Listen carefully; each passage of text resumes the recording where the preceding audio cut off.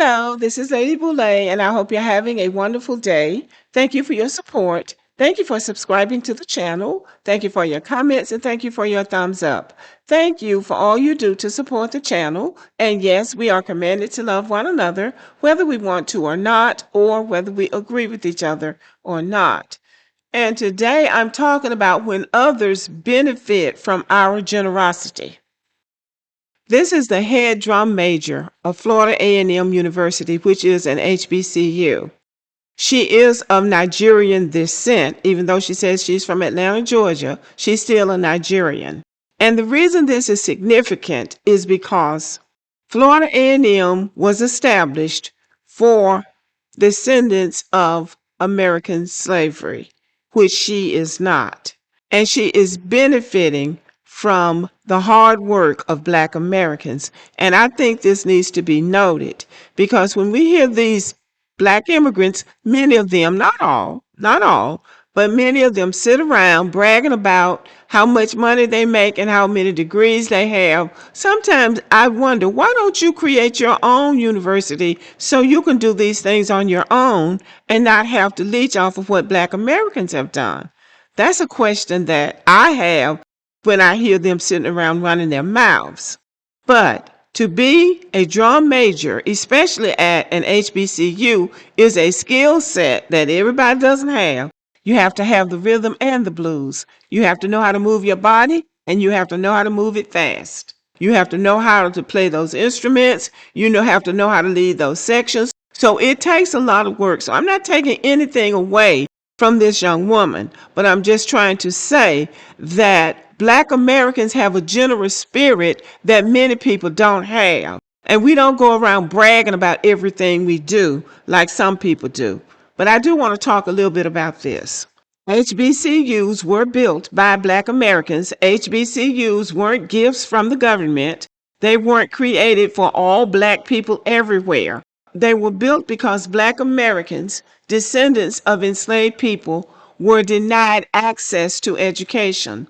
They were built by Black American churches, teachers, communities, and Black American dollars. There were donors from other parts of the country, but the foundation and the establishment and the operation of these schools were done by Black Americans.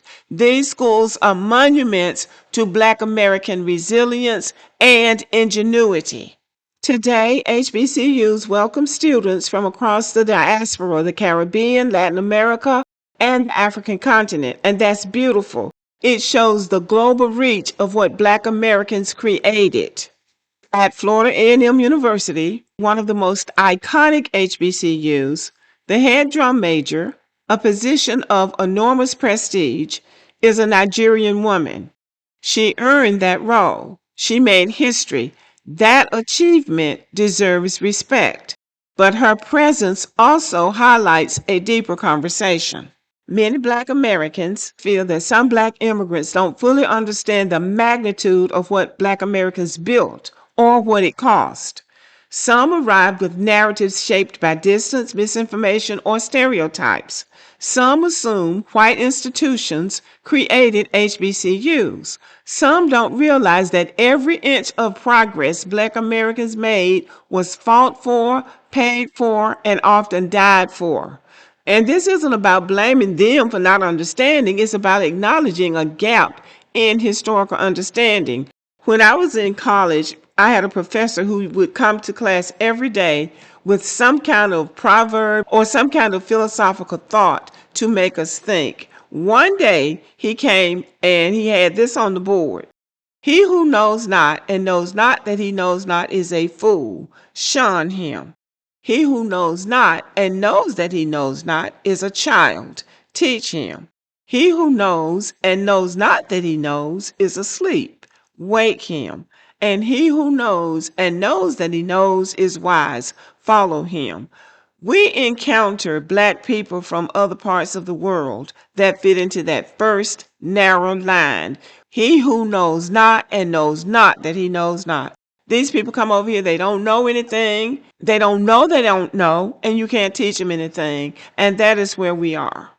I'm not trying to predict anything, but if delineation continues, it's probably going to get ugly because unity cannot be built on misunderstanding.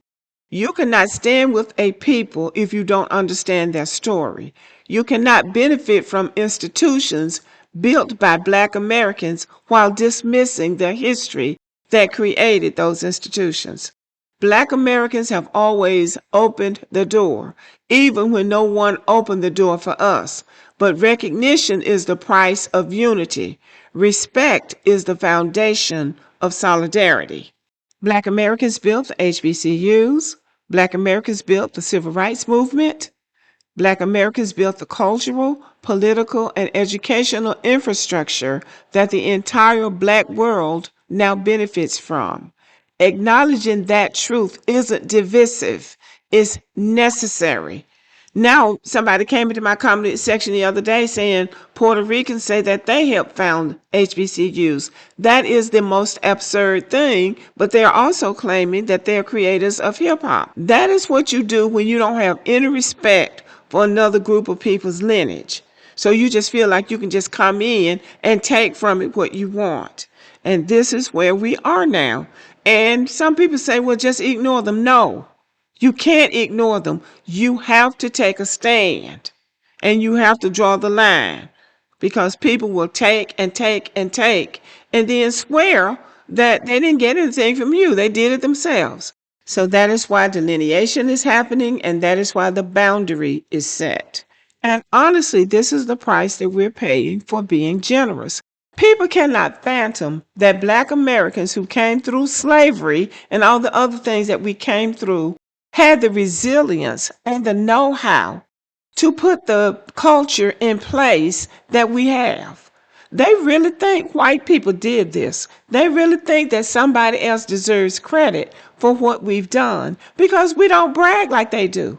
We don't make a big, well, we have to. Now, you got somebody like Jason Black and Tariq Nasheed who have a take no prisoners attitude, and they just gonna put their foot down and say, this is what it is, but we haven't done that in the past. So people have taken our kindness and our generosity for granted.